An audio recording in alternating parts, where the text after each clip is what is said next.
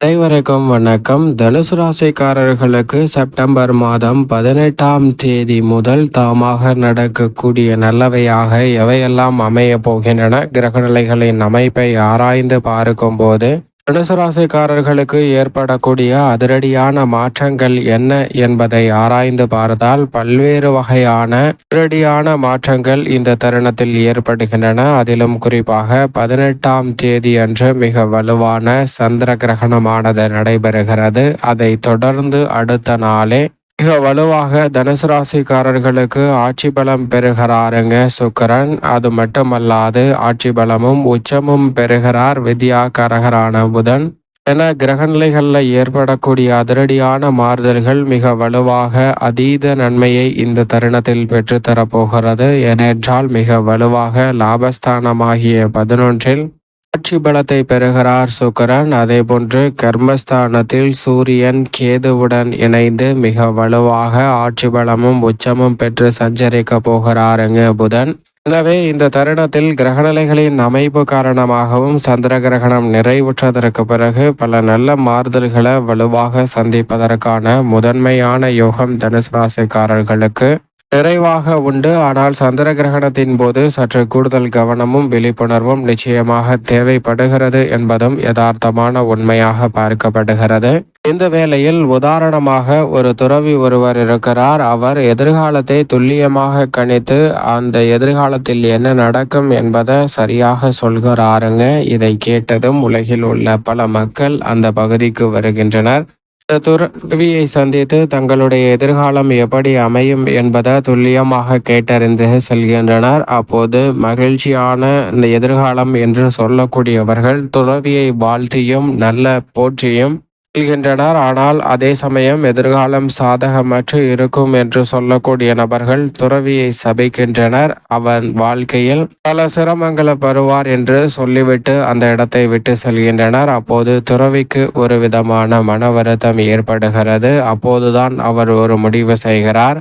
அந்த வேளையில் பள்ளி மாணவர்களும் கல்லூரி மாணவர்களும் அவர் அருகாமையில் வந்து நாங்கள் எதிர்கொள்ளக்கூடிய தேர்வுகளில் வெற்றி பெறுவோமா என்று கேட்கிறார்கள். அப்போது அவர் நாளை மிகவும் வலிமை வாய்ந்த சந்திர கிரகணமானது நடைபெற உள்ளது, அப்போது வாருங்கள் உங்களுக்கான பதிலை தெரிவிக்கிறேன் என்று அந்த பள்ளி மாணவர்களிடமும் கல்லூரி மாணவர்களிடமும் தெரிவிக்கிறாருங்க.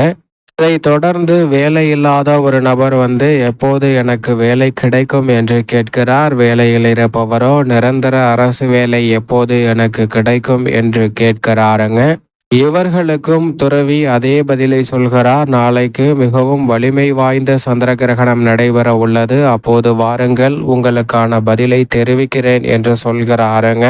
ஒரு காதலன் காதலி வந்து அந்த துறவியிடம் எங்களுடைய திருமண வாழ்க்கை நாங்கள் இணைவோமா அல்லது இருவரும் பிரிந்து விடுவோமா அல்லது இறந்து விடுவோமா, வேறு ஏறும் நபரை திருமணம் செய்து கொள்வோமா என்று கேட்கிறார்கள். அப்போது அவர் அதே பதிலை சொல்லிவிடுகிறார். அதே போன்று திருமணம் ஆகாத ஒரு நபர் எப்போது திருமணம் நடக்கும் என்று கேட்கிறாருங்க. திருமணம் முறிவை சந்தித்த விவாகரத்து பெற்ற ஒரு நபர் இரண்டாவது திருமணம் எப்போது நடைபெறும் என்பதை தெரிந்து கொள்ளக்கூடிய ஆவலில் அவரிடம் கேட்கிறார். அவருக்கும் அதே பதிலை துறவி சொல்கிறார். இவர்களாவது பரவாயில்லை, வயதில் முதிர்ந்தவர் இவர் வந்து என்னுடைய மகன்கள் என்னுடைய பேச்சை கேட்பதில்லை, என்னுடைய பேர குழந்தைகளும் கொஞ்சம் கூட மதிப்பதில்லை, எனவே என்னுடைய வாழ்க்கை வெறுத்திற்று நான் என்ன துறவரம் மேற்கொள்ளவா என்று அவரிடம் கேட்க அந்த துறவியும் அதே பதிலை அவரிடம் சொல்லி அனுப்புகிறாருங்க.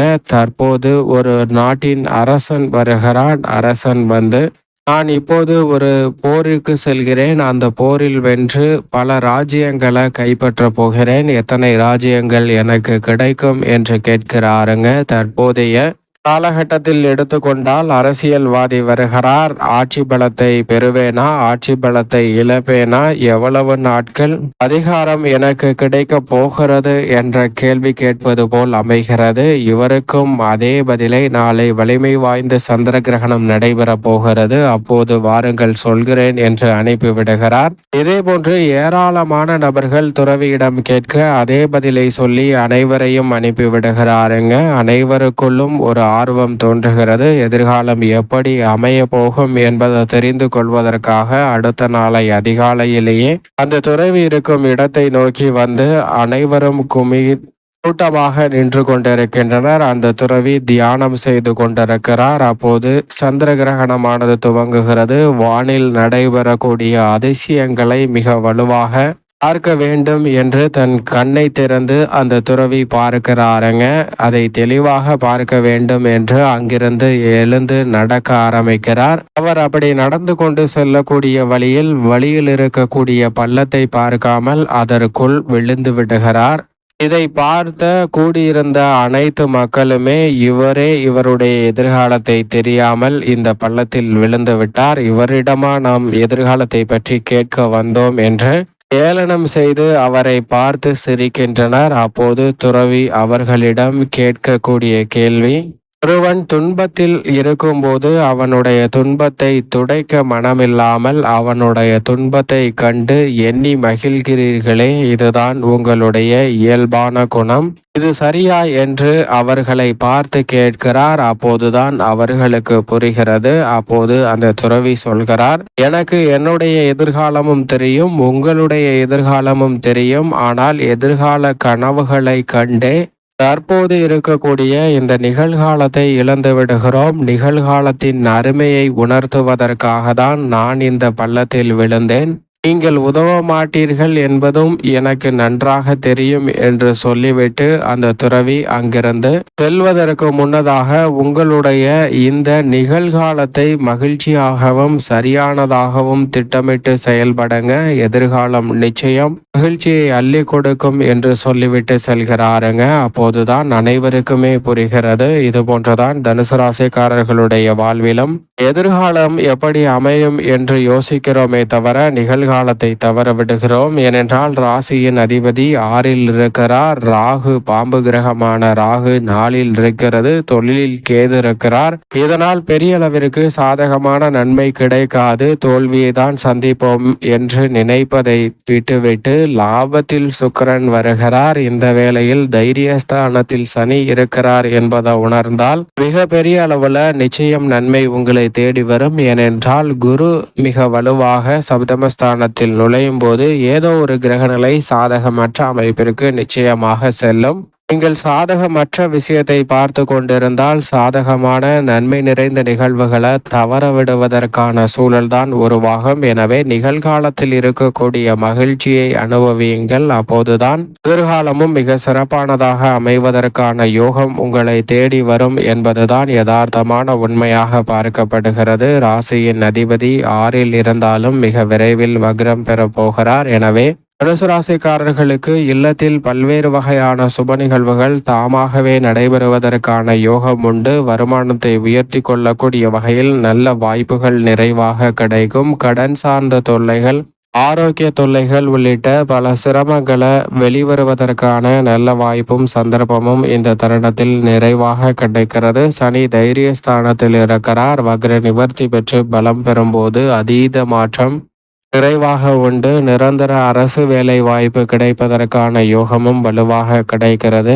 உங்களுக்கு நியாயமாக கிடைக்க வேண்டிய சலுகைகள் காரண காரியமின்றி நிறைத்து வைக்கப்பட்ட சூழ்நிலையில் அவை எளிதில் கிடைப்பதற்கான யோகம் உண்டு. தொழில் ரீதியாக ஜீவனஸ்தானத்தில் கேது இருந்தாலும் இந்த வேளையில் குருவின் சுப பார்வை தொழில் ஸ்தானத்தை பதிகிறது. அது மட்டுமல்லாது அங்கு புதன் உச்சம் பெற்றிருக்கிறார், சூரியனும் சஞ்சரிக்கிறார். எனவே தொழில் ரீதியாக அபரிவிதமான வளர்ச்சியை பதிவு செய்வதற்கான யோகம் இந்த தருணத்தில் நிச்சயமாக தனுசு ராசிக்காரர்களுக்கு நிறைவாக உண்டு. எனவே அதிரடியான மாற்றங்களை சந்திப்பதற்கான யோகம் வலுவாக இந்த தருணத்தில் தாமாகவே அமைய போகிறது. பல்வேறு வகையான போட்டிகள், கடுமையான நெருக்கடிகள் விலகும். கலைத்துறை ரீதியான பணிகளில் எதிர்பார்க்கின்ற வாய்ப்புகள் லாபஸ்தானத்தில் ஆட்சி பலம் பெறக்கூடிய சுக்கிரனின் அமைப்பால் உண்டு. அரசியல் சார்ந்த பணிகளிலும் உச்சபட்ச உயர் பதவிகள் உங்களை தேடி வருவதற்கான யோகம் வலுவாக கிடைக்கிறது. திட்டமிட்டதை விட தனுசு ராசிக்காரர்களுக்கு பொருளாதார ரீதியான